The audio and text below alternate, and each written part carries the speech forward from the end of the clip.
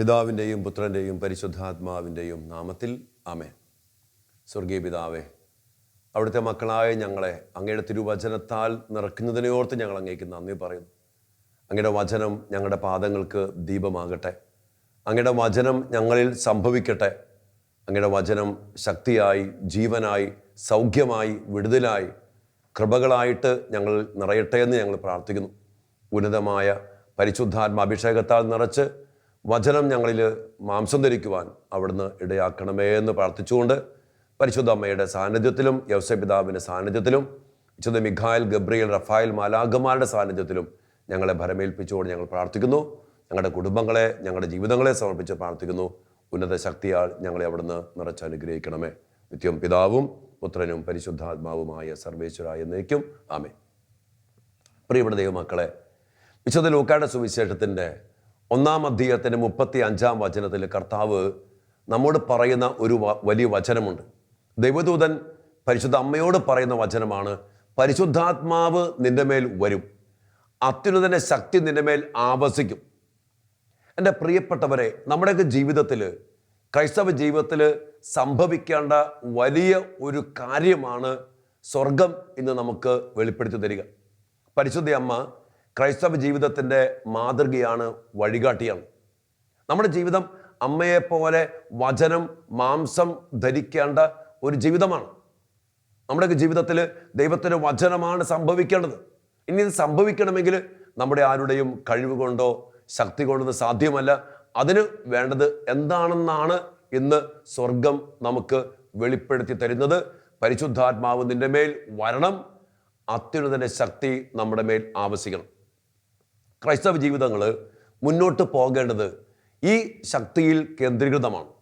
സ്വാഭാവികമായ ശക്തി കൊണ്ടോ സ്വാഭാവികമായ കഴിവ് കൊണ്ടോ മുന്നോട്ട് പോകേണ്ട ഒരു ജീവിതമല്ല യഥാർത്ഥമായ ക്രൈസ്തവ ജീവിതം. നമുക്കറിയാം, ഈ ലോകത്തിൽ പല ശക്തികളുണ്ട്. രാഷ്ട്രീയത്തിൻ്റെ ശക്തിയുണ്ട്, സമ്പത്തിൻ്റെ ശക്തിയുണ്ട്, സൈന്യബലത്തിൻ്റെ ശക്തിയുണ്ട്, ഒത്തിരിയേറെ ശാസ്ത്രത്തിൻ്റെ ശക്തിയുണ്ട്, കണ്ടുപിടുത്തത്തിൻ്റെ ശക്തിയുണ്ട്. എന്നാൽ ഈ ശക്തികൾക്കൊക്കെ ഒത്തിരി പരിധികളുണ്ട്.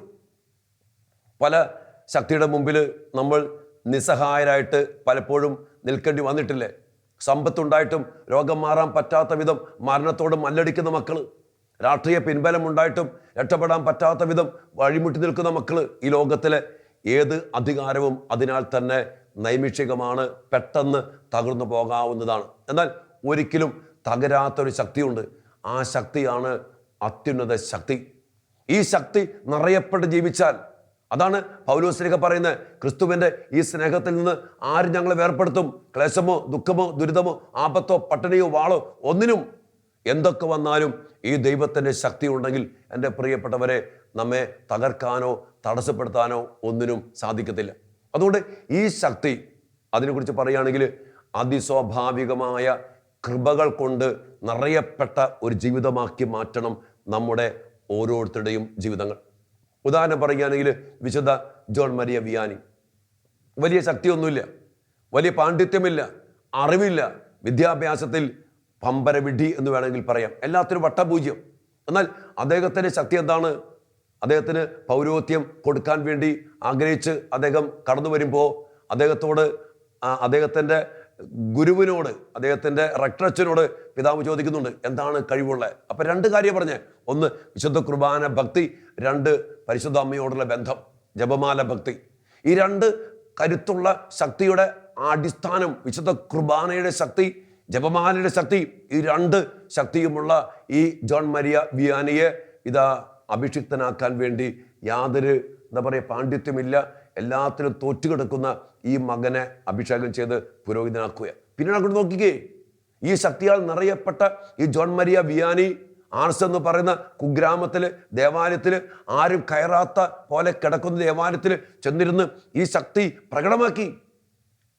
സ്വർഗത്തിൻ്റെ ശക്തി, ദിവ്യകാരൻ്റെ ശക്തി, പരിശുദ്ധമ്മയുടെ ശക്തി പ്രകടമാക്കുന്ന ഒരു സാന്നിധ്യമായിട്ട് മാറിയപ്പോൾ ആർസ് ഒരു തീർത്ഥാടന കേന്ദ്രം പോലെ അനേക മക്കൾ മാനസാന്തരപ്പെട്ട് ദൈവകൃപയിലേക്ക്, ദൈവിക ചൈതന്യത്തെ കടന്നു വരുവാൻ ഈ മകനിലൂടെ ദൈവം ഇടയാക്കി. ഈ ശക്തി ഞാൻ പറയും, നമ്മുടെ കുടുംബ ജീവിതത്തിൽ, നമ്മുടെ പൗരോഹിത്യത്തിൽ, നമ്മുടെ സമൂഹത്തിൽ, നമ്മുടെ എല്ലാ ശുശ്രൂഷകളിലും എൻ്റെ പ്രിയപ്പെട്ട ദൈവമക്കളെ ഈ ശക്തി നിറയപ്പെടണം. നമ്മുടെ മക്കളുടെ പഠനത്തിൽ, ബിസിനസ്സിൽ, ജോലിയിൽ, സകലമാന മേഖലകളിലും ഈ ശക്തി പ്രകടമാക്കി എടുക്കാൻ നമുക്ക് സാധിച്ചാൽ നമ്മെ തടസ്സപ്പെടുത്താൻ ആർക്കും കഴിയത്തില്ല. നമ്മൾ പലപ്പോഴും മറ്റു പല ശക്തിയെയും ആഗ്രഹിച്ച് ആശ്രയിച്ച് അതിൻ്റെ പിന്നാലെ പോകുന്നവരാണ്. അതുകൊണ്ട് തന്നെ സ്വർഗത്തിൻ്റെ ശക്തി, നമ്മുടെ സഹായം എവിടെ നിന്നാണ് വരുന്ന മക്കളെ? സ്വർഗത്തിൽ നിന്ന്. നമ്മുടെ സഹായം സ്വർഗത്തിൽ നിന്ന് വരണം. ആ സഹായത്തിനു വേണ്ടി നമ്മൾ കാത്തിരിക്കണം. അപ്പോസ്തല പ്രവർത്തനം നമ്മൾ കാണുന്നതാണല്ലോ. 1-ാം അധ്യായത്തിൻ്റെ 8-ാമത്തെ വചനത്തിൽ പരിശുദ്ധാത്മാവ് വന്നു കഴിയുമ്പോൾ നിങ്ങൾ ശക്തി പ്രാപിക്കുമെന്ന് ഈശോ വാഗ്ദാനം ചെയ്യുക. ഈ ശക്തിക്ക് വേണ്ടി ശിലകന്മാർ അതുപോലെ ഒരുങ്ങി പ്രാർത്ഥിച്ച് അമ്മയോട് ചേർന്നിരുന്ന് തീക്ഷ്ണമായിട്ട് പ്രാർത്ഥിക്കുക. ഈശോ പറഞ്ഞില്ലേ, ആർക്കെങ്കിലും ദാഹിക്കുന്നെങ്കിൽ എൻ്റെ അരികിൽ വന്ന് കുടിക്കട്ടെ. യശപ്രവാചന പുസ്തകം 55:1 പറയുന്നുണ്ട്, ദാഹാർത്തരെ നിങ്ങൾ എൻ്റെ അരികിലേക്ക് വാ. ഈ ശക്തിക്ക് വേണ്ടി, ഈ അഭിഷേകത്തിന് വേണ്ടി അതുപോലെ ആഗ്രഹിച്ച് കടന്നു വരാനായിട്ട് ഈശോ വിളിക്കുക. എൻ്റെ പ്രിയപ്പെട്ടവരെ, നമ്മൾ അതിനു വേണ്ടി ആഗ്രഹിക്കണം. വിശുദ്ധ പൗലോസ് ശ്ലീഹ കൊരിന്തോസ്യർക്ക് എഴുതിയ 1-ാം ലേഖനത്തിൻ്റെ 15-ാം അധ്യായത്തിൻ്റെ 10-ാം വചനത്തിൽ പറയുന്നുണ്ട്, എന്താണ്? ഞാൻ എന്തായിരിക്കുന്നുവോ അത് ദൈവകൃപയാലാണ്. ദൈവകൃപയാൽ, ദൈവത്തിൻ്റെ ശക്തിയാലാണ്. വീണ്ടും അദ്ദേഹം പറയുന്നുണ്ട്, എന്നിൽ ചൊരിയപ്പെട്ട ദൈവകൃപ വൃഥാവനായി പോയിട്ടില്ല, നേരെ മറിച്ച് മറ്റെല്ലാവരെക്കാൾ കൂടുതൽ ഞാൻ അധ്വാനിച്ചു. എന്നാൽ അതൊന്നും ഞാനല്ല, എന്നിലുള്ള ദൈവകൃപയാണ്. എൻ്റെ പ്രിയപ്പെട്ടവരെ, ദൈവത്തിൻ്റെ കൃപ, ദൈവത്തിൻ്റെ ശക്തി, ദൈവത്തിൻ്റെ ജീവൻ നമ്മിൽ പ്രവർത്തിക്കാൻ തുടങ്ങിയാൽ നമ്മുടെ ജീവിതത്തിൽ മറ്റെല്ലാവരെക്കാൾ കൂടുതൽ നമ്മൾ പ്രവർത്തിക്കും. അതുകൊണ്ട് നമ്മൾ ആഗ്രഹിക്കേണ്ടത് നമ്മുടെ എല്ലാ മേഖലകളിലും ഇന്ന് നമുക്ക് നഷ്ടപ്പെട്ടു പോയ ശക്തി എവിടെ നോക്കിയാലും, പ്രിയപ്പെട്ടവരെ, വേദനയോടെ പറയട്ടെ, നമ്മുടെ കുടുംബങ്ങൾ തോൽക്കുന്നു, സഭയിൽ തോൽവി സംഭവിക്കുന്നു, മക്കൾ തോൽക്കുന്നു, ജോലിയിൽ തോൽക്കുന്നു, പഠനത്തിൽ തോൽക്കുന്നു, ബിസിനസ്സിൽ തോൽക്കുന്നു. എന്താ പറ്റി? നമുക്ക് പരിശോധിക്കണം. സങ്കീർത്തനം 77:10 സങ്കീർത്തനായി ദാവീദ് പറയുന്നുണ്ട്, അത്യുന്നതൻ്റെ ശക്തി പ്രകടമാകാതെ പോയതാണ് എൻ്റെ ദുഃഖത്തിൻ്റെ കാരണം എന്ന് ഞാൻ മനസ്സിലാക്കി. നമ്മളിന്ന് മനസ്സിലാക്കണം, ക്രൈസ്തവ ജീവിതം, നമ്മുടെ കുടുംബങ്ങൾ, നമ്മുടെ സഭ, പൗരോഹിത്യം, നമ്മുടെ ജീവിതങ്ങൾ എങ്ങനെ പോകേണ്ടതാ? അത്യുന്നതൻ്റെ ശക്തി പ്രകടമാക്കേണ്ടതാണ്. അത് പ്രകടമാകാതെ പോയാൽ ദുഃഖദുരിതങ്ങൾ, നാശങ്ങൾ, തകർച്ചകളൊക്കെ നമ്മുടെ ജീവിതത്തിലേക്കും കുടുംബത്തിലേക്കും കടന്നു വരും. ഇന്ന് എവിടെ നോക്കിയാലും തോറ്റവരുടെയും പരാജയപ്പെട്ട് കിടക്കുന്ന അനേകം മക്കളുടെയും ആഭിചാര്യത്തിൻ്റെയും മന്ത്രവാദത്തിൻ്റെയും കൂടോത്രത്തിൻ്റെയും പല പല മേഖലകളിൽ തകർന്നു പോയ അനേകം മക്കളുടെ സങ്കടങ്ങളും നൊമ്പരങ്ങളും കേട്ടിട്ട് മടുത്തിരിക്കുന്ന അവസ്ഥയിലാണ്. പരാജയപ്പെടുന്ന മക്കൾ, വഴിപിഴച്ചു പോകുന്ന മക്കൾ, ലഹരിക്ക് അടിമപ്പെട്ട് പെട്ടെന്ന് അടിമപ്പെട്ടു പോകുന്ന മക്കൾ, തെറ്റായ സ്നേഹബന്ധത്തിൽ അടിമപ്പെട്ടു പോകുന്ന മക്കൾ. എന്തു പറ്റി? ഈ ശക്തി പ്രകടമാകാതെ പോയി. ഈ ശക്തി കർത്താവ് നമുക്ക് നൽകാൻ ആഗ്രഹിക്കുന്നുണ്ട്. ഈശോ പറഞ്ഞില്ലേ, യോഹന്നാൻ 10:10, ഞാൻ വന്നിരിക്കുന്നത് നിങ്ങൾക്ക് ജീവൻ ഉണ്ടാകുവാനും അത് സമർത്ഥമായിട്ടുണ്ടാകാനും വേണ്ടിയാ. ഈശോ നമുക്ക് നൽകാൻ ആഗ്രഹിക്കുന്നുണ്ട് ഈ ജീവന്റെ സമൃദ്ധി. അതിനുവേണ്ടി ഈശോ നമുക്ക് വേണ്ടി എല്ലാം ചെയ്തിട്ടുണ്ട് മക്കളെ. ജീവന്റെ സമൃദ്ധി നൽകാൻ, ഈ ശക്തി നൽകുവാൻ. പക്ഷേ നമ്മൾ അതിനുവേണ്ടി ആഗ്രഹിക്കണം, അതിനുവേണ്ടി ദാഹിക്കണം, അതിനുവേണ്ടി ആർത്തിയോടുകൂടി കടന്നു വരണം. അതിനുവേണ്ടി നമ്മൾ കിണഞ്ഞു പരിശ്രമിക്കണം. അതുകൊണ്ട് ഒരിക്കലും നമ്മൾ കാണുന്നുണ്ടല്ലോ, പൗലോസ് ശ്ലീഹ 2 കൊരിന്തോസ് 12-ാം അധ്യായത്തിൻ്റെ 9-ാം വചനം, പശ്ചാത്തലം ഇതാണ്, ഒരു മുള്ളിൻ്റെ അവസ്ഥ. ഒത്തിരി വേദനയാണ്. ആ വേദനയോടെ ഈ മുള്ളിൻ്റെ ഭാരത്തോടെ കടന്നു വരികയാണ്. ഇതൊന്ന് എടുത്തു മാറ്റിത്താ കർത്താവേ എന്ന് 3 വട്ടം ഈ പൗലോസ് ശ്ലീഹ കർത്താവിനോട് കേണപേക്ഷിക്കുക. ഈശോ എന്താ പറഞ്ഞേ? ആ മുള്ള് അവിടെ ഇരുന്നോട്ടെ, നിനക്കെൻ്റെ കൃപ മതി, നിനക്കെൻ്റെ ശക്തി മതി, നിനക്കെൻ്റെ കൃപ മതി. എൻ്റെ പ്രിയപ്പെട്ടവരെ, നമുക്ക് വേണ്ടത് മറ്റൊന്നുമല്ല, ദൈവത്തിൻ്റെ കൃപയാണ്, ദൈവത്തിൻ്റെ ശക്തിയാണ്. അവിടെയാണ് പൗലോസ് ശ്ലീഹ ഈ തിരിച്ചറിവിൽ നിന്ന് പറയുകയാണ്, എൻ്റെ ബലഹീനതയിലാണ് കർത്താവിൻ്റെ ശക്തി പൂർണ്ണമായിട്ടും പ്രകടമാകുന്നത്. ഈശോ എന്താ പറഞ്ഞേ? നിനക്കെൻ്റെ കൃപ മതി. ഈ അനുഭവത്തിൽ നിന്ന് എളിമയോടുകൂടി പ്രാർത്ഥിച്ച ഈ പൗലോസ് ശ്ലീഹ പിന്നീട് പറയുകയാണ്, അവിടെ തന്നെ പറയുകയാണ്, എൻ്റെ ബലഹീനതയിലാണ് കർത്താവിൻ്റെ ശക്തി പൂർണ്ണമായിട്ടും പ്രകടമാകുന്നത്. എൻ്റെ പ്രിയപ്പെട്ടവരെ, ഈ ശക്തിക്ക് വേണ്ടി നമ്മൾ, അതാണ് സ്വർഗത്തിൻ്റെ ദാനങ്ങൾക്ക് വേണ്ടി, അതിസ്വാഭാവികമായ കൃപകൾക്ക് വേണ്ടി നമ്മൾ തീഷ്ണതയോടെ, വലിയ ദാഹത്തോടെ ഈ കാലഘട്ടത്തിൽ പ്രത്യേകിച്ചും നമ്മൾ പ്രാർത്ഥിക്കണം. ഈ ശക്തി നഷ്ടപ്പെട്ടു പോയാൽ എൻ്റെ പ്രിയപ്പെട്ടവരെ, നമ്മളൊക്കെ തോറ്റുപോകും. ഇന്ന് തോറ്റു കിടക്കുന്ന മക്കളുടെ ജീവിതത്തിലേക്ക് നോക്കിക്കോ.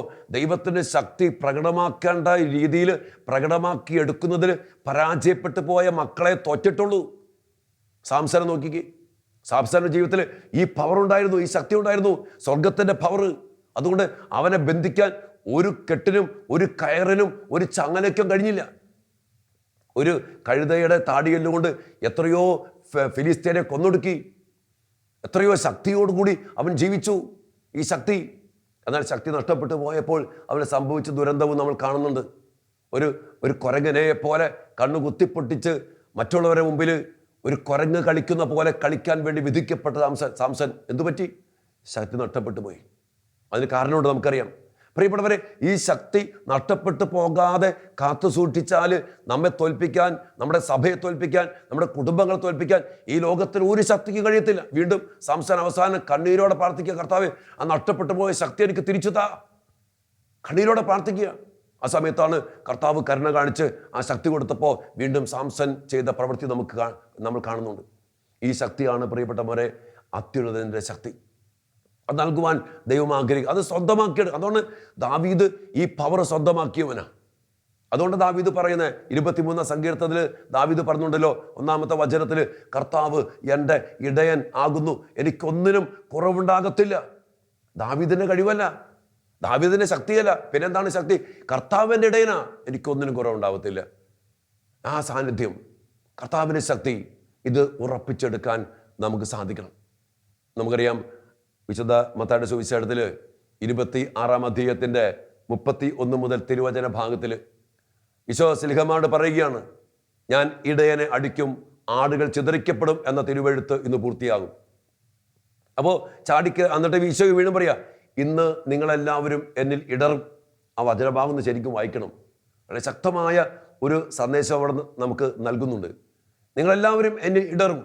അപ്പം ചാടിക്കറി പത്രോസ് പറയാ, ആരൊക്കെ ഇടറിയാലും ഞാൻ ഇടറത്തില്ല.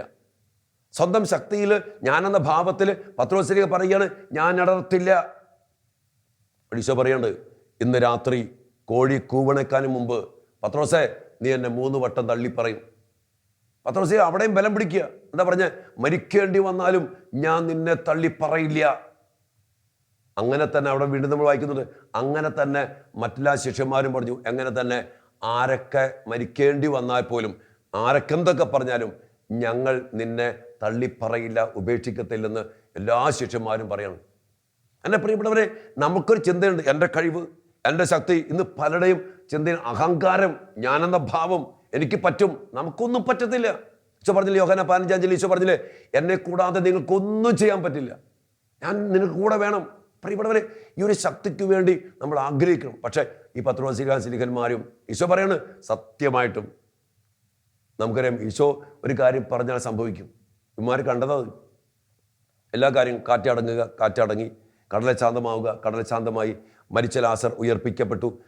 ഈശോ പറഞ്ഞെല്ലാം നടന്നു. എന്നിട്ടും ഈശോ സത്യമായിട്ടും പറയാം, എൻ്റെ മക്കളെ നിങ്ങളെന്നെ തള്ളി പറയും.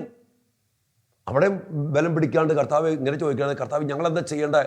നീ പറഞ്ഞാൽ നടക്കും, ഞങ്ങൾക്ക് ശക്തിയില്ലെന്ന് എനിക്കറിയാം, ഞങ്ങൾക്കറിയാം. എന്താ അങ്ങനെയൊക്കെ എളിമപ്പെട്ട് ചോദിക്കേണ്ടതിന് പകരം അവരെന്താ പറഞ്ഞാൽ, മരിക്കേണ്ടി വന്നാലും. തൊട്ട് താഴെ നമ്മൾ വായിക്കുന്നുണ്ട്, അവിടെ ഈശോ ഗെത്സേമനി പ്രാർത്ഥിക്കുക. ഈശോയ്ക്കറിയാം, ഞാൻ ഒരു പരിപൂർണ്ണ മനുഷ്യനാണ്, മനുഷ്യപ്രകൃതിയുണ്ട്. ഈ മനുഷ്യപ്രകൃതിയിൽ ഈ കുരിശ്, ഈ സഹനം ഏറ്റെടുക്കണമെങ്കിൽ ഭയങ്കര ശക്തി വേണം, ഭയങ്കര ശക്തി വേണം. ഈശോ അതിനു വേണ്ടി പ്രാർത്ഥിക്കുകയാണ്. മക്കളെ പ്രാർത്ഥിച്ച് ശക്തി സ്വീകരിക്കുകയാണ്. എങ്ങനെയാ? മുട്ടുകുത്തി, കമിഴ്ന്ന് കിടന്ന്, നിലത്ത് വീണ്, രക്തം വിയർത്തി ഈശോ പ്രാർത്ഥിക്കുക. എന്തിനാ? ഈ അഭിഷേകം ശക്തി പ്രാപിക്കാൻ വേണ്ടി. ആ പ്രാർത്ഥിക്കുന്ന സമയത്ത് സ്ലീഹന്മാരെന്താ ചെയ്യുന്നത്? ഉറങ്ങാണ്. ഈശോ എന്താ പറഞ്ഞവരോട്? മക്കളെ കുറെ കാര്യങ്ങൾ പറഞ്ഞു. അതിനിടയ്ക്ക് ഈശോ പറഞ്ഞത്, ആത്മാവ് സന്നദ്ധമാണേലും മക്കളെ ശരീരം ബലഹീനമാണ്, ഉണർന്നിരുന്ന് പ്രാർത്ഥിച്ച് ശക്തീകരിക്കപ്പെട്. നിങ്ങൾക്ക് ആഗ്രഹമുണ്ട്, വിശുദ്ധ ജീവിക്കണം, പഠിക്കണം, ജോലി ചെയ്യണം, സ്നേഹിക്കണം, ക്ഷമിക്കണം, ജോലിയിൽ അല്ലെങ്കിൽ ബിസിനസ് ഇതൊക്കെ അഭിവൃദ്ധി ആഗ്രഹമുണ്ട്. നമുക്കെല്ലാവർക്കും ആഗ്രഹമുണ്ട്. പക്ഷെ ശക്തി വേണം, അതിന് പ്രാർത്ഥിക്കണം, കുദാശകൾ പരിക്രമണം ചെയ്യണം, ഈശോയെ സ്വീകരിക്കണം, കർത്താവിൻ്റെ ശക്തിക്ക് വേണ്ടി അതുപോലെ ആഗ്രഹിക്കണം. പക്ഷേ ഇവന്മാർ കിടന്ന് ഉറങ്ങുക, നല്ല ഉറക്കമാണ്. ഈശോ പറയണ്, മക്കളെ ആത്മാവ് സന്നദ്ധമാണേലും ശരീരം ബലഹീനമാണ്. പക്ഷെ വീണ്ടും അവർ ഉറങ്ങി. നമുക്ക് പിന്നീട് അറിയാം, ഈശോ ഇതാ ഈ കുരിശുമരണത്തിന് വേണ്ടി അതിശക്തിയോടെ, അധികാരത്തോടെ ഇറങ്ങിത്തിരിക്കുമ്പോൾ ഈ പാവപ്പെട്ട ശില്യന്മാർ ആഗ്രഹമുണ്ടെങ്കിലും കർത്താവിനെ തള്ളിപ്പറഞ്ഞും ഒറ്റിക്കൊടുത്തും ഒറ്റയ്ക്കാക്കിയിട്ടും ഓടിപ്പോകുന്ന ഗതികെട്ട ദുരന്തം നമ്മൾ കാണുന്നുണ്ട്. എന്തു പറ്റിയ ശക്തിയില്ലാതെ പോയി. എൻ്റെ പ്രിയപ്പെട്ടവരെ, ഇന്ന് ഈ കാലഘട്ടത്തിൽ നമ്മളൊക്കെ ശ്രദ്ധയോടുകൂടി കൈകാര്യം ചെയ്യേണ്ട ഒരു മേഖലയാണ് ഈ ദൈവത്തിൻ്റെ അത്യുന്നത ശക്തി നമ്മിൽ നിറയപ്പെടാൻ വേണ്ടി അതിശക്തമായിട്ട് ആഗ്രഹിക്കണം. അതിനുവേണ്ട വഴികളുണ്ട്. അശിലികന്മാരും അതോടൊപ്പം തന്നെ വിശുദ്ധാത്മാക്കളും പാപത്തിൽ വീണു പോയവരും ശക്തി നഷ്ടപ്പെട്ടു പോയവരും നമ്മെ പഠിപ്പിക്കുന്ന ഒത്തിരിയേറെ പാഠങ്ങളുണ്ട്. എങ്ങനെ ശക്തി വീണ്ടും സ്വീകരിക്കാൻ പറ്റും? ഇനി ശക്തി നഷ്ടപ്പെട്ടു പോയെങ്കിൽ അതെങ്ങനെ കൈവരിക്കാൻ പറ്റും? അതുകൊണ്ടാണ് ഈശോ പറഞ്ഞ, മക്കളെ നിങ്ങൾ പ്രാർത്ഥിക്കുക, ഉന്നതത്തിൽ നിന്ന് ശക്തി ധരിക്കുന്നത് വരെ ജെറൂസലേം വിട്ട് പോകരുത്. ഈശോ പറയുക. നമുക്കറിയാം, ഈശോ ഉയർത്തെഴുന്നേറ്റു, 2 വട്ടം പ്രത്യക്ഷപ്പെട്ടു അവർക്ക്, ശില്യന്മാർക്ക്. എന്നിട്ട് പോലും അവർ മീൻ പിടിക്കാൻ പോയി എന്നുള്ളതാണ്. തിബേരിയൂസ് കടൽ തീരത്ത് ഈശോ അവർക്ക് പ്രത്യക്ഷപ്പെടുന്നത് മൂന്നാമത്തെ പ്രാവശ്യമാണ്. ദാറ്റ് മീൻസ് 2 പ്രാവശ്യം ഈശോ ഉയർത്തെഴുന്നേറ്റ് പ്രത്യക്ഷപ്പെട്ടിട്ടും അവർക്ക് ഈശോയെ അനുഗമിക്കാൻ സാധിച്ചില്ല, മീൻ പിടിക്കാൻ പോയി. അത്രയുള്ള ശക്തി ഈശോ അത് പറയും. അതുകൊണ്ട് തന്നെ ഇവരോട് പറയും, മക്കളെ ഈ ശക്തി ധരിക്കാത്ത നിങ്ങൾ ജെറൂസലേം വിട്ട് പോകരുത്. ജെറൂസലേം എന്താണ്? ദേവാലയമുള്ള സ്ഥലം, ബലിയർപ്പണമുള്ള സ്ഥലം, ദൈവ സാന്നിധ്യമുള്ള ഇടം. അവിടെ ഇരുന്ന് പ്രാർത്ഥിച്ച് അമ്മയോട് ചേർന്നിരുന്ന് പ്രാർത്ഥിച്ച് ഈ പന്തക്കുസ്തായിൽ ഈ ശക്തി പ്രാപിക്കാൻ ദൈവമായ കർത്താവ് അവരൊരുക്കുകയാണ്. ഇതിനോടകം അവർക്ക് മനസ്സിലായി. എന്നെ പ്രിയപ്പെട്ടവരെ, നമ്മൾ ഇത് മനസ്സിലാക്കി. ഇന്ന് ഒത്തിരിയേറെ വേദനയോടെ പറയട്ടെ, പല മക്കൾക്കും ഭയങ്കര അഹങ്കാരമാണ്. എനിക്ക് പറ്റും. ഞാൻ പറയും, ഏത് പ്രശ്നത്തിലും ഈ സ്വർഗത്തിലെ ശക്തി വിളിച്ചിറക്കാൻ സാധിച്ചാൽ അവിടെ ദൈവം ഇടപെടും. സഭയിലെ പ്രശ്നമുണ്ട്, കുടുംബത്തെ പ്രശ്നമുണ്ട്, വ്യക്തി ജീവിതത്തെ പ്രശ്നമുണ്ട്, ജോലി മേഖല പ്രശ്നം, ഇതില്ലാത്ത ഏത് സ്ഥലമുള്ളേ അവിടെയൊക്കെ ഈ ശക്തി വിളിച്ചിറക്കണമെന്ന് നമ്മൾ അതിനു വേണ്ടി കിടഞ്ഞ് പരിശ്രമിക്കണം. അല്ലാതെ അങ്ങോട്ടോടി ഇങ്ങോട്ടോടി ഞാൻ ചെയ്യും, ഞാൻ പണിയും, ഞാൻ ചെയ്യും, ഇതല്ല. അവിടെ തോറ്റ് നമ്മൾ തുന്നം പാടും. പലപ്പോഴും ഞാനൊക്കെ പലരോടും വളരെ സ്നേഹത്തോടെ, മക്കളെ വിളിച്ചിറക്ക്, ദൈവം ഇറങ്ങി വരും. നിയമാവർത്തന പുസ്തകത്തിൽ 4-ാം അധ്യായത്തിന് 7-ാം വചനം വായിക്കുന്നുണ്ടല്ലോ, നാം വിളിച്ചപേക്ഷിക്കുമ്പോഴൊക്കെ നമ്മുടെ ദൈവമായ കർത്താവ് നമുക്ക് സമീപസ്ഥനായിരിക്കുന്നത് പോലെ ദൈവം എത്രമാത്രം സമീപസ്ഥനായിരിക്കുന്ന മറ്റ് ഏത് ശ്രേഷ്ഠ ജനതയുള്ളേ? നമ്മൾ ദൈവത്തിൻ്റെ മക്കളാ, പരിശുദ്ധാത്മാവിൻ്റെ ആലയങ്ങളാ, സ്വർഗത്തിൻ്റെ പൗരത്വമുള്ള മക്കളാ. കുദാശയിലൂടെ ദൈവത്തിൻ്റെ ശക്തി, കൃപയ്ക്കുമേൽ കൃപ സ്വീകരിക്കുവാൻ സാധ്യതയുള്ള മക്കളാ. ഈ മക്കളായി നമ്മൾ ഇതൊക്കെ വിട്ടിട്ട് ഇന്ന് നോക്കിക്കോ, ഞാൻ കണ്ടെടുത്തോളം ഇന്ന് തോറ്റുകിടക്കുന്ന അനേകം കുടുംബങ്ങളെ, മക്കളെ, പൗരോഹിത്യങ്ങളെ, സന്യാസ ജീവിതങ്ങളെ പഠിച്ചിട്ട് പറയാ, ദൈവബന്ധത്തിൽ നിന്ന് അകന്നു പോകുന്ന ജീവിതം. കുദാശയില്ല, കുംഭസാരമില്ല, വിശുദ്ധ കുർബാനയില്ല. ഞാനൊക്കെ ഇന്നലെ രാത്രി ഒരു പയ്യൻ എന്നെ വിളിച്ച്, അവൻ 3-4 വർഷങ്ങൾക്ക് മുമ്പ് ധ്യാനം കൂടി നല്ല ചൈതന്യത്തോടെ നല്ല കൃപയിൽ നല്ല തീരുമാനം എടുത്ത് പോയ പയ്യനാണ്. അവന് മദ്യത്തിൽ അടിമപ്പോൾ കഴിഞ്ഞ രാത്രി ഒരു 12 മണിയായിട്ടുണ്ട്. അച്ഛാ, ഞാൻ ആകെപ്പാടെ തകർന്നു, ആത്മഹത്യ ചെയ്യാൻ എനിക്ക് തോന്നുക, എനിക്ക് ജീവിക്കേണ്ട, ഞാൻ മദ്യത്തിൻ്റെ അടിമയാണ് അച്ഛാ. നിരാശയുടെ പടുകുടിയിൽ ആ മദ്യത്തിൻ്റെ ലഹരിയിൽ എങ്ങനെയോ വിളിക്കാൻ തോന്നി വിളിക്കുക. എന്നിട്ട് മോനെ, നീ കുമ്പസാരിച്ച എത്ര നാളായി? നീ കുർബാന സ്വീകരിച്ച എത്ര നാളായി? പറയാം, അച്ഛാ 2 വർഷമായി കുമ്പസാരിച്ചിട്ട്, ഈശോ സ്വീകരിച്ചിട്ട്. ഈശോ പറഞ്ഞില്ല, എന്നെ കൂടാതെ നിങ്ങൾക്കൊന്നും ചെയ്യാൻ സാധ്യമല്ല. ജീവന്റെ ഈശോ യോഹന്നാന്റെ സുവിശേഷം 6-ാം അധ്യായത്തിന് 53-ാം വചനം പറയുന്നുണ്ട്, സത്യം സത്യമായിട്ടും ഞാൻ നിങ്ങളോട് പറയുന്നു, നിങ്ങൾ മനുഷ്യപുത്രന്റെ ശരീരം ഭക്ഷിക്കുകയും അവന്റെ രക്തം പാനം ചെയ്യുകയും ചെയ്യുന്നില്ലെങ്കിൽ നിങ്ങൾക്ക് ജീവൻ ഉണ്ടാകത്തില്ല. സത്യമാണ്, സത്യമാണ്. എന്നാൽ കുർബാന ഇല്ലാതെ ഈശോയുടെ തിരുശരീരവും തിരുരക്തവും ഭക്ഷിച്ച് സ്വീകരിക്കാതെ എങ്ങനെ ജീവൻ ഉണ്ടാകും? ഞാൻ പറയും, മോനെ, നീ ധ്യാനത്തിലേക്ക് വാ, നീ വീണ്ടും കർത്താവിലേക്ക് വാ, നീ കുമ്പസാരിക്കുക, വിശുദ്ധ കുർബാന സ്വീകരിക്കുക. ഈശോ നിനക്ക് വേണ്ടി കാത്തിരിക്കുക. ഈശോയുടെ കാരുണ്യം നമുക്ക് വേണ്ടി കാത്തിരിക്കുക. ഈശോ തന്നെ തരാൻ വേണ്ടി കാത്തിരിക്കുക. അതല്ല ഈശോ പറഞ്ഞ്, ഇതാ ഞാൻ വാതിൽക്കൽ മുട്ടുന്നു, തുറന്ന് തന്നാൽ മതി, ഞാൻ അകത്തേക്ക് വരും. ജീവൻ തരുന്ന കർത്താവ്, ശക്തി നൽകുന്ന കർത്താവ്, നമ്മെ സംരക്ഷിക്കുന്ന കർത്താവ് നമ്മുടെ കൂടെ വരും. ആ കർത്താവിനെ സ്വീകരിക്കുവാൻ, ആ കർത്താവിനെ ചേർത്ത് പിടിക്കുവാൻ, ആ കർത്താവിൻ്റെ ശക്തി, അവൻ്റെ പൂർണ്ണതയിൽ നിന്ന് കൃപയ്ക്ക് മേൽ കൃപ സ്വീകരിക്കുവാൻ എൻ്റെ പ്രിയപ്പെട്ട മക്കളെ, അതുപോലെ നമുക്ക് സാധിക്കുന്നില്ലെങ്കിൽ നമ്മുടെ ജീവിതവും നശിച്ച് തകർന്നു പോകും. ദാവീദ് പറഞ്ഞ പോലെ അത്യുന്നതൻ്റെ ശക്തി പ്രകടമാകാതെ പോയതാണ് എൻ്റെ ദുഃഖത്തിൻ്റെ കാരണം എന്ന് ഞാൻ മനസ്സിലാക്കി. നമുക്കറിയാം, ദാവീദിനെ നമ്മൾ കണ്ടു, ഒത്തിരി ശക്തി സ്വീകരിച്ചവന്, പക്ഷേ അദ്ദേഹത്തിൻ്റെ പാപം, അദ്ദേഹത്തിൻ്റെ അകൃത്യം, അദ്ദേഹത്തിൻ്റെ ജീവിതത്തിൽ അതിലൂടെ കടന്നു വന്ന പൈശാചികമായ ആധിപത്യങ്ങൾ, വ്യഭിചാരത്തിൻ്റെയും കൊലപാതകത്തിൻ്റെയും മദ്യപാനത്തിൻ്റെയും ചതിയുടെയും അരൂപികൾ ആ കുടുംബത്തെ കയറി തൻ്റെ മക്കളിലൂടെ നാഥാം പ്രവാചകൻ പറഞ്ഞ പോലെ നിന്റെ വീട്ടിൽ വാള് സ്ഥാപിക്കപ്പെട്ടിരിക്കുന്നു. എങ്ങനെ ജീവിച്ച കുടുംബ ആ പാപത്തിലൂടെ ശക്തി നഷ്ടപ്പെട്ടു പോയപ്പോൾ വാള് സ്ഥാപിക്കപ്പെടുകയും പിന്നീട് ആ കുടുംബത്തിൽ സ്വന്തം മക്കള് അവർ തമ്മിലുള്ള പ്രശ്നങ്ങൾ, സ്വന്തം പെങ്ങളെ ബലാത്സംഗം ചെയ്യുന്ന സഹോദരൻ, അപ്പൻ്റെ ഭാര്യമാരെ പരസ്യമായി പ്രാപിക്കുന്ന മകൻ, അപ്പനെ പുറത്താക്കുന്ന മകൻ, സ്വന്തം സഹോദരനെ കൊല്ലുന്ന സഹോദരൻ, ഇങ്ങനെയൊക്കെ ആ കുടുംബം ആകപ്പാടെ തകർന്നടിഞ്ഞുപോയി. അതിന് കാരണം ആണ് ഈ ദാവീദ് പറയുന്ന അത്യുന്നതൻ്റെ ശക്തി പ്രകടമാകാതെ പോയതാണ് എൻ്റെ ദുഃഖത്തിൻ്റെ കാരണം. എൻ്റെ പ്രിയപ്പെട്ട ദൈവമക്കളെ, നമ്മുടെ കുടുംബങ്ങളൊന്ന് പരിശോധിക്കും, നമ്മുടെ ജീവിതങ്ങളൊന്ന് പരിശോധിക്കും, നമ്മുടെ ജോലി മേഖലകളിൽ. ഞാൻ പറയും, നമ്മൾ വളരുന്നതിനനുസരിച്ച് നമ്മൾ ദൈവത്തിൻ്റെ ശക്തി അതുപോലെ ഉറപ്പിച്ച് ബലപ്പെടുത്തി നമ്മൾ പോകണം. ഈശോ അതല്ല പറഞ്ഞേ.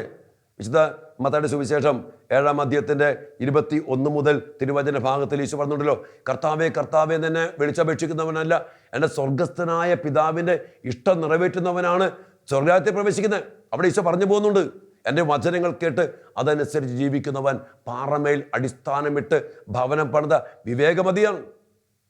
പാറമേൽ അടിസ്ഥാനം, കർത്താവിൻ്റെ വചനമാകുന്ന ശക്തിയിൽ, വചനമാകുന്ന പാറമേൽ അടിസ്ഥാനമിട്ട് ഭവനം പണിയണം. അതുകൊണ്ട് തന്നെ നമ്മളിങ്ങനെ ഈ വചനത്തെ അഭിഷേകത്തിൻ്റെ പ്രാർത്ഥിക്കുന്ന പാടും, വചനം തിരുവചനം ശക്തിയായി എന്നിൽ മാറട്ടെ, വചനം തിരുവചനം ജീവനായി എന്നിൽ മാറട്ടെ, വചനം തിരുവചനം സൗഖ്യമായി വിടുതലായിട്ട് മാറട്ടെ. കർത്താവിൻ്റെ വചനമാകുന്ന പാറമേൽ അടിസ്ഥാനം വിടുമ്പോൾ അത് ശക്തിയാണ്, അത് ജീവനാണ്, അത് വിടുതലാണ്, അത് കർത്താവ് തന്നെയാണ്. വീണ്ടും ഞാൻ അവസാനമായിട്ട് പാടും, വചനം തിരുവചനം ദൈവമായി മാറട്ടെ. ദൈവത്തിൻ്റെ സാന്നിധ്യമാണ് വചനം. അതിൽ വചനം ഉണ്ടായിരുന്നു, വചനം ദൈവത്തോട് കൂടെയായിരുന്നു, വചനം ദൈവമായിരുന്നു. വചനം മാംസം ധരിച്ച് നമ്മുടെ ഇടയിൽ വസിച്ച യേശുവിൻ്റെ ശക്തിയും സാന്നിധ്യത്തിൽ നമുക്ക് ലഭിക്കുന്ന വലിയ അഭിഷേകമാണ് പ്രിയപ്പെട്ട ദൈവമക്കളെ. അതുകൊണ്ട് തന്നെ ഈ കാലഘട്ടം ഞാൻ പറയാണ്, ഒത്തിരിയേറെ നമ്മുടെ എല്ലാ തലങ്ങളിലും നമ്മൾ തോൽപ്പിക്കപ്പെട്ടുകൊണ്ടിരിക്കുക. എല്ലാ മേഖലകളിലും നിഷ്പക്ഷമായിട്ട് ഒന്ന് നോക്കിയാൽ മതി. ഈ തോൽപ്പിക്കപ്പെട്ടുകൊണ്ടിരിക്കുമ്പോൾ എന്തുകൊണ്ട് തോൽപ്പിക്കപ്പെടുന്നു എന്ന് നമ്മൾ മനസ്സിലാക്കണം. ദൈവത്തിൻ്റെ ശക്തി സ്വന്തമാക്കി എടുക്കേണ്ട മക്കള്, അതുകൊണ്ട് എനിക്ക് ഒത്തിരി വേദനയോടുകൂടി പറയട്ടെ, ഇന്ന് കൂദാശ ജീവിതത്തിന് നമ്മുടെ മക്കള് നമ്മളൊക്കെ വലിയ പ്രാധാന്യം കൊടുക്കണില്ല. ഈ കോവിഡിനൊക്കെ ശേഷം ഒത്തിരി ദേവാലയങ്ങളിലും കൂദാശകളിലൊക്കെ ഒത്തിരി ആളുകൾ കുറഞ്ഞു പോകുന്ന അവസ്ഥ. അതോടൊപ്പം തന്നെ സഭയിലെ പല പ്രശ്നങ്ങൾ കൊണ്ട് എൻ്റെ പ്രിയപ്പെട്ട മക്കളെ, അനേക മക്കള് സഭ വിട്ടും കൂദാശ വിട്ടും ദേവാലയം വിട്ടൊക്കെ പോയിരിക്കുന്ന അവസ്ഥ. ഇതൊക്കെ നമ്മുടെ ശക്തി കെടുത്തിക്കളയുന്ന ഒരു വലിയൊരു പൈശാചികതയാണെന്ന് അച്ഛൻ പറയും. അതുകൊണ്ട് തന്നെ നമ്മൾ എന്തൊക്കെ വന്നാലും നമുക്ക് നമ്മുടെ കർത്താവിനെ വേണം. അതൊറ്റ വഴിയുള്ളൂ, കൂദാശ ജീവിതം, കർത്താവിൻ്റെ ബലി, വിശുദ്ധമായ കൂദാശ പരിക്രമങ്ങൾ, ദേവാലയത്തിൻ്റെ സംരക്ഷണം, നമുക്ക് വേണ്ടി സക്രാരിയിൽ വസിക്കുന്ന കർത്താവിൻ്റെ സാന്നിധ്യത്തിൻ്റെ ശക്തി, ഇതൊക്കെ നമ്മൾ സ്വന്തമാക്കി എടുത്തില്ലെങ്കിൽ എൻ്റെ പ്രിയപ്പെട്ട മക്കളെ, നമുക്ക് ജീവിക്കാൻ പറ്റാത്ത ഒരു കാലഘട്ടത്തിലാണ് നമ്മൾ ജീവിക്കുന്നത്. അത്രമാത്രം പൈശാചികതകൾ, അത്രമാത്രം തിന്മയുടെ സ്വാധീനങ്ങൾ, അത്രമാത്രം പൈശാചിക ശക്തികൾ അതിപ്രസരിക്കുമ്പോൾ നമ്മൾ ദൈവത്തിൻ്റെ ശക്തി പ്രകടമാക്കി ജീവിക്കേണ്ട നമ്മൾ അതിൽ ജീവിക്കാൻ കഴിഞ്ഞില്ലെങ്കിൽ നമ്മുടെ ജീവിതങ്ങളും നമ്മുടെ കുടുംബങ്ങളും നമ്മുടെ സകലമാന മേഖല, ജോലി, ബിസിനസ്, പഠനം, പൗരോഹിത്യം, സഭ, സകലമാന മേഖലകളും അതിനാൽ തന്നെ തകർക്കപ്പെടും എന്നുള്ളതിന് യാതൊരു സംശയവുമില്ല. പല മേഖലകളിലും ഇതിനോടകം തകർക്കപ്പെട്ട് കഴിഞ്ഞില്ലേ? അതുകൊണ്ട് തന്നെ പ്രിയപ്പെട്ടവരെ, ഈ ഒരു ചിന്ത, ഈ ഒരു സത്യം, ചിന്തയല്ല, ഈ ഒരു സത്യം, പരിശുദ്ധാത്മാവ് നിന്റെ മേൽ വരും, അത്യുന്നതന്റെ ശക്തി നിന്റെ മേൽ ആവസിക്കും. അപ്പോൾ അസാധ്യമെന്ന് പറയുന്ന കന്യക പുരുഷനെ അറിയാതെ ഗർഭം ധരിക്കുക എന്നുള്ളത് അസാധ്യമാണ് മനുഷ്യദൃഷ്ടിയിൽ. അത് സംഭവിക്കും. ദൈവത്തിനൊന്നും, ലൂക്കാ 1:37, ദൈവത്തിന് ഒന്നും അസാധ്യമല്ല. ദൈവം സർവാധിപനാണ്, സർവശക്തനാണ്, അവിടത്തേക്ക് എല്ലാം സാധ്യമാണ്. ആ ശക്തി പ്രകടമായാൽ ഒരു ശക്തിക്കും, ലോകത്തിനോ തിന്മയ്ക്കോ പിശാചിനോ ജഡത്തിനോ ഈ ലോകത്തിലെ ഒരു വ്യക്തിക്കോ ഒന്നിനും പ്രിയപ്പെട്ട ദൈവമക്കളെ നമ്മെ തകർക്കാനോ തടസ്സപ്പെടുത്താനോ കഴിയില്ല എന്ന സത്യം അറിഞ്ഞുകൊണ്ട്, അംഗീകരിച്ചുകൊണ്ട്, വിശ്വസിച്ചുകൊണ്ട് അതിൽ ഉറപ്പിക്കപ്പെട്ട് ഈ ശക്തിക്ക് വേണ്ടി പ്രാർത്ഥിക്കാം. കർത്താവേ, അതിസ്വാഭാവികമായ കൃപകൾ കൊണ്ട് ഞങ്ങളെ നിറയ്ക്കണമേ, അത്യുന്നത ശക്തി കൊണ്ട് ഞങ്ങളെ നിറയ്ക്കണമേ, ഞങ്ങളെ ബലപ്പെടുത്തണമേ, അങ്ങയുടെ മക്കളുടെ ഉന്നതമായ സ്ഥാനത്തേക്ക് ഞങ്ങളെ ഉയർത്തണമേ. പിന്നെ സ്വർഗത്തിൻ്റെ പൗരത്വം, ഞാൻ പറയും, നമുക്ക് വേണ്ടി സ്വർഗ്ഗം ഇടപെടും, നമുക്ക് വേണ്ടി സ്വർഗ്ഗം ഇടപെടും. കാരണം നമ്മൾ സ്വർഗത്തിൻ്റെ പൗരത്വമുള്ള മക്കളാ. നമുക്ക് വേണ്ടി സ്വർഗം ഇടപെടും, സ്വർഗീയരിടപെടും. നമ്മൾ നിസ്സാരക്കാരെന്നല്ലെന്നേ, പക്ഷേ ആ ഒരു ബന്ധത്തിൽ ജീവിക്കണം, സ്വർഗബന്ധത്തിൽ ജീവിക്കണം, സ്വർഗീയമായുള്ള ബന്ധത്തിൽ ജീവിക്കണം, വിശുദ്ധരുമായുള്ള ബന്ധത്തിൽ ജീവിക്കണം, ദൈവബന്ധത്തിൽ അടിസ്ഥാനമിട്ട് കൂദാശകൾ ജീവിക്കണം. നമ്മുടെ പ്രാർത്ഥനകൾക്ക് വീണ്ടും കരുത്തും ബലവും ശക്തിയും വിശുദ്ധിയും തീക്ഷ്ണതയും നമ്മൾ കൊടുക്കണം. അങ്ങനെയാണെങ്കിൽ നമ്മൾ കരുത്തുള്ളവരാണ്. ഈ ശക്തി നമ്മിൽ പ്രകടമായിരിക്കും. മറ്റൊരു ശക്തിക്കും നമുക്ക് കീഴടക്കാനാകത്തില്ല. നമുക്ക് പ്രാർത്ഥിക്കാം. കർത്താവായ ദൈവമേ, അങ്ങയുടെ വലിയ വാഗ്ദാനമാണല്ലോ, പരിശുദ്ധാത്മാവ് നിന്റെ മേൽ വരും, അത്യുന്നതന്റെ ശക്തി നിന്നിൽ ആവസിക്കും. കർത്താവേ, അത് ഞങ്ങൾക്ക് എല്ലാവർക്കുമുള്ള വാഗ്ദാനമാണ്. മാമോദീസായിലൂടെ പരിശുദ്ധാത്മാവിനെ സ്വീകരിച്ചവരാ ഞങ്ങൾ. കൂദാശയിലൂടെ ഈ ശക്തി സ്വീകരിക്കുവാൻ വേണ്ടി ഭാഗ്യപ്പെട്ടവരാ ഞങ്ങൾ. കർത്താവേ, ആ ശക്തി സ്വീകരിക്കുവാൻ ഞങ്ങൾക്കിടയാകട്ടെ. ഞങ്ങളുടെ കുറവുകൾ, പോരായ്മകൾ, വീഴ്ചകൾ, പാപങ്ങൾ, കർത്താവേ, ദാവീദിനെ പോലെ സാംസനെ പോലെ ഞങ്ങൾ വീണുപോയിട്ടുണ്ട്. അതിലൊക്കെ ഓർത്ത് ഞങ്ങൾ പശ്ചാത്തപിക്കുന്നു. കുംഭസാരത്തിലൂടെ തിരിച്ചു വരാൻ, നഷ്ടപ്പെട്ടു പോയ കൃപ സ്വന്തമാക്കിയെടുക്കുവാൻ, നഷ്ടപ്പെട്ടു പോയ ശക്തി വീണ്ടും സ്വീകരിക്കുവാൻ കർത്താവെ അങ്ങയുടെ മക്കളായി ഞങ്ങളെല്ലാവരെയും അനുഗ്രഹിക്കണമെന്ന് പ്രാർത്ഥിക്കുന്നു. കർത്താവ് എല്ലാ കുടുംബങ്ങളെയും, എല്ലാ മക്കളെയും ഈ വലിയ അഭിഷേകത്താൽ നിറച്ച് അനുഗ്രഹിക്കണമേ. എന്നെയും ഈ വചന ശുശ്രൂഷയിലായിരിക്കുന്ന എല്ലാ മക്കളെയും കുടുംബങ്ങളെയും ഇവരുമായിട്ട് ബന്ധപ്പെട്ട സകല മേഖലകളെയും അങ്ങയുടെ ശക്തിയാൽ നിറച്ച് ഉന്നത വിജയം നൽകി കർത്താവെ കരുത്തോടെ മുന്നോട്ട് നയിക്കണമേ എന്ന് പ്രാർത്ഥിച്ചുകൊണ്ട് കർത്താവ് ഈശോ മിശിഹായുടെ കൃപയും പിതാവായ ദൈവത്തിൻ്റെ സ്നേഹവും പരിശുദ്ധാത്മാവിൻ്റെ സഹവാസവും അത്യുന്നത ശക്തിയും നിറച്ച് ദൈവമായ കർത്താവ് നിങ്ങളെല്ലാവരെയും അനുഗ്രഹിക്കട്ടെ, ഇപ്പോഴും എപ്പോഴും എന്നേക്കും. ആമേൻ.